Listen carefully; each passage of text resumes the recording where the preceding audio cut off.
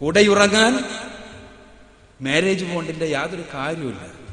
താലിയും marriage ബോണ്ടുമെല്ലാം എന്തിനാണെന്നാണ് ആധുനിക യുവതിയുടെ ചോദ്യം. ഇത് സ്വാഭാവികമാണ്, മനസ്സിൽ നിന്ന് ഉയർന്നു വരുന്ന ചോദ്യമാണ്. ആ ചോദ്യമാണ് ചലച്ചിത്ര ഗാനങ്ങളിലൂടെ പുറത്തു വരുന്നത്.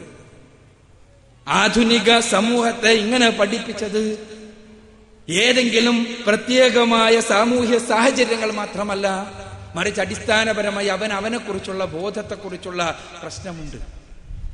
ഇവിടെ നിന്ന് ആരംഭിക്കുന്ന പ്രശ്നം അതാണ് ഞാൻ പറഞ്ഞു വന്നത്. ഞാൻ ആരാണ് എന്ന ചോദ്യത്തിന് കൃത്യമായി മറുപടി നൽകാൻ കഴിയാതെ ആണ് ചർച്ചകൾ മുഴുവനും നടക്കുന്നത്. ആരാണ് മനുഷ്യൻ എന്നുള്ള ചോദ്യത്തിന് കൃത്യമായ മറുപടി നൽകാൻ കഴിയാതെയുള്ള ചർച്ചകൾക്ക് മുഴുവനുമുള്ള പരിണാമഗുപ്തി രൂപത്തിലാണ്. അതുകൊണ്ട് തന്നെ ഭൗതിക ദർശനങ്ങളുടെ വക്താക്കൾ എത്ര തന്നെ ശക്തമായി, എത്ര തന്നെ കൂലങ്കുശമായി, എത്ര തന്നെ ബുദ്ധിപരമായ വ്യായാമം ഉപയോഗിച്ചുകൊണ്ട് മനുഷ്യരുടെ അടിസ്ഥാനപരമായ പ്രശ്നങ്ങൾക്ക് പരിഹാരം കാണാൻ ശ്രമിച്ചാലും അത് ആ പരിഹാരങ്ങൾ മുഴുവനും പുതിയ പ്രശ്നങ്ങൾക്ക് മാത്രമേ വഴിവെക്കൂ എന്നുള്ളതാണ് സത്യം.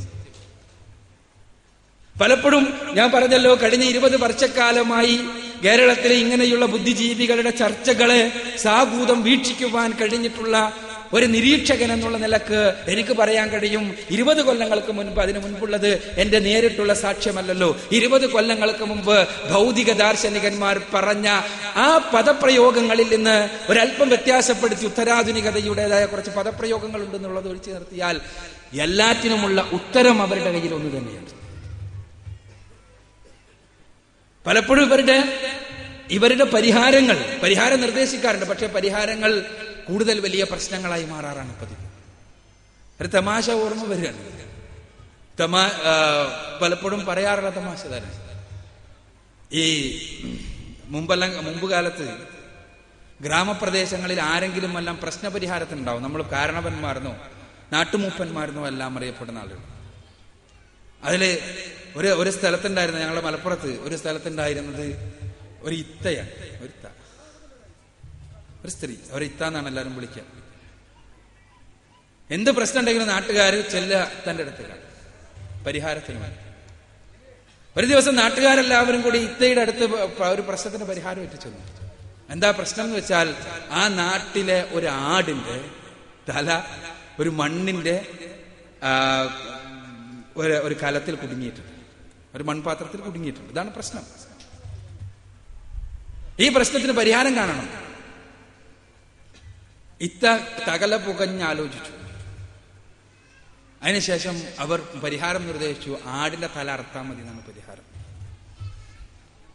നാട്ടുകാർ ഇത്തയാണ് അവരുടെ ഉപദേശം. അതുകൊണ്ട് തന്നെ പറഞ്ഞതനുസരിച്ച് ആടിനെ അറുത്ത് കളഞ്ഞു. തല വേറിട്ടു, ഉടല് വേറിട്ടു.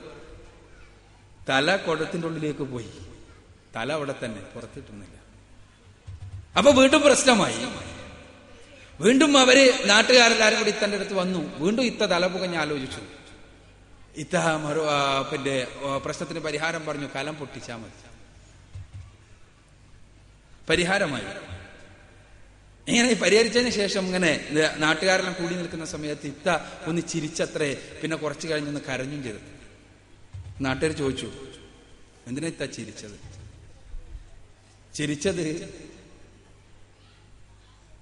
നിങ്ങളെ ഒരു ഭാഗ്യം ആലോചിച്ചിട്ടാണ്. എന്നെപ്പോലെയുള്ള ആളുകൾ നിങ്ങളുടെ സമൂഹത്തിൽ ഉള്ള ആ അവസ്ഥയുടെ നിങ്ങളുടെ ആ ഭാഗ്യം ഉണ്ടല്ലോ, അത് ആലോചിച്ചിട്ടാണ് ഞാൻ ചിരിച്ചത്. പിന്നെ കരഞ്ഞതോ എന്റെ കാലം കഴിഞ്ഞാൽ നിങ്ങളുടെ അവസ്ഥ ആലോചിച്ചിട്ടാണ് ഞാൻ കരഞ്ഞത്. ഭൗതിക ദാർശനികന്മാർ പലപ്പോഴും പ്രശ്നങ്ങൾക്ക് പരിഹാരം നിർദ്ദേശിക്കുമ്പോൾ ഈ രൂപത്തിലാണ്. നിങ്ങൾ ആലോചിച്ച് നോക്കുക. ഇത് ഞാൻ ഒരു തമാശ കഥ പറഞ്ഞതാണെങ്കിലും സത്യത്തിൽ ഭൗതിക ദർശനങ്ങളുടെ വക്താക്കൾക്ക് ലോകത്തിന്റെ മുന്നിലുള്ള പ്രശ്നങ്ങൾക്കുള്ള പരിഹാരമായി, അല്ലെങ്കിൽ ലോകത്ത് സകലവിധ പ്രശ്നവുമായി പറയാനുണ്ടായിരുന്നത് എന്താണ്? സ്വകാര്യ സ്വത്ത്. ഈ സ്വകാര്യ സ്വത്തിന്റെ നിർമൂലനത്തിലൂടെ മാത്രമേ മനുഷ്യ സമൂഹത്തിൽ ധാർമ്മികതയുണ്ടാകൂ, പുരോഗതിയുണ്ടാകൂ, ഐക്യമുണ്ടാകൂ, സാഹോദര്യമുണ്ടാകൂ എന്ന് പഠിപ്പിച്ചുകൊണ്ടാണ് ഭൗതിക ദർശനങ്ങൾ രംഗത്ത് വന്നത്. എന്നാൽ ഈ സ്വകാര്യ സ്വത്തിനെ താങ്ങി നിർത്തുന്ന ആളുകൾ എന്നുള്ള നിലക്കാണ് മതത്തിനെതിരെ അവർ യുദ്ധം പ്രഖ്യാപിച്ചത്. ഭൗതിക ദാർശനികന്മാർ മതത്തിനെതിരെ യുദ്ധം പ്രഖ്യാപിച്ചത് സ്വകാര്യ സ്വത്തിനെ താങ്ങി നിർത്തുന്നവർ എന്നുള്ള നിലക്കാണ്. അവർ പറഞ്ഞു ആത്മീയത അപകടകാരിയാണ്. കാരണം ആത്മീയത പാവപ്പെട്ടവനെ മയക്കിക്കിടത്തുന്ന കേവലം ഒരു മയക്കുമരുന്ന് മാത്രമാണ്. അതുകൊണ്ട് തന്നെ ആ മയക്കുമരുന്നിൽ നിന്ന് പാവപ്പെട്ടവനെ മോചിപ്പിക്കാതെ അവന് യഥാർത്ഥത്തിലുള്ള വിമോചനം സാധ്യമല്ല. പ്രശ്നത്തിനുള്ള പരിഹാരം ആത്മീയതയുടെ നിർമൂലനമായിരുന്നു, സ്വകാര്യ സ്വത്തിന്റെ നിർമൂലനമായിരുന്നു. ആദ്യം സ്വകാര്യ സ്വത്തിന്റെ നിർമൂലനത്തിന് വേണ്ടി ശ്രമിച്ചു, തല വെട്ടിട്ട് ഉള്ളിലിട്ടു. പിന്നെ ആകെയുണ്ടായിരുന്നത് ഒരു കലമാണ്. ആ കലവും പൊട്ടിച്ചു കളഞ്ഞു, ആത്മീയതയുടെ കലം. പിന്നെ എന്തുണ്ടായി എന്ന് പറയേണ്ടതില്ല. 70 വർഷക്കാലഘട്ടം ഈ ഭൗതിക ദർശനങ്ങൾ സമൂഹത്തെ ആ രൂപത്തിൽ നയിക്കുവാൻ വേണ്ടി പരിശ്രമിച്ചിട്ട് അവസാനം എന്തായി, എന്ത് സംഭവിച്ചു നമ്മൾ മനസ്സിലാക്കേണ്ടതുണ്ട്. എന്താണ് സംഭവിച്ചത്? ഇന്ന് ആ ഭൗതിക ദർശനങ്ങൾ 20-ാം നൂറ്റാണ്ടിന്റെ തത്വശാസ്ത്രം എന്നെല്ലാം മഹാന്മാരായ പലരാലും വിശേഷിപ്പിക്കപ്പെട്ട ഭൗതിക ദർശനങ്ങൾ ചരിത്രത്തിന്റെ ചവറ്റുകൊട്ടയിൽ അനന്തശയനത്തിലാണ്. ഞാൻ പറഞ്ഞു വരുന്നത്, പ്രശ്നമുണ്ട് എന്ന് നമ്മൾ അംഗീകരിക്കുന്നു. പരിഹാരമായുള്ള നിർദ്ദേശങ്ങൾ, ഭൗതിക ദർശനങ്ങളുടെ അടുത്ത് നിന്നുള്ള നിർദ്ദേശങ്ങൾ പരാജയപ്പെടുന്നത് നമ്മൾ കാണുന്നു.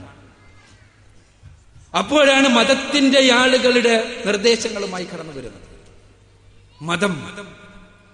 മതം ആത്മീയതയുടെ നിർദ്ദേശങ്ങളുമായി കടന്നു വരുന്നു. ആത്മീയത നഷ്ടപ്പെട്ട സമൂഹത്തിന്, ആത്മീയതയെ അന്വേഷിച്ചു കൊണ്ടിരിക്കുന്ന സമൂഹത്തിന്റെ മുന്നിൽ ആത്മീയതയുടെ വക്താക്കളായി മതത്തിന്റെ ആളുകൾ കടന്നു വരികയാണ്. അവിടെയും വീണ്ടും തുടങ്ങുകയാണ് തുരുപ്പുശീട്ടുമായി കടന്നു വരുന്ന മതത്തിന്റെ വക്താക്കൾ. അവർക്കെല്ലാവർക്കും ആത്മീയത കേവലമായ ചൂഷണത്തിന് വേണ്ടിയുള്ള ഉപാധിയാണ്. യഥാർത്ഥത്തിലുള്ള ആത്മീയത മനുഷ്യനെ സകല ചൂഷണങ്ങളിൽ നിന്നും സംരക്ഷിക്കുന്ന മഹത്തായ ഒരു മാനസിക വ്യാപാരമാണ്. സകല ചൂഷണങ്ങളിൽ നിന്നും. അതാണ് യഥാർത്ഥത്തിലുള്ള ആത്മീയതയുടെ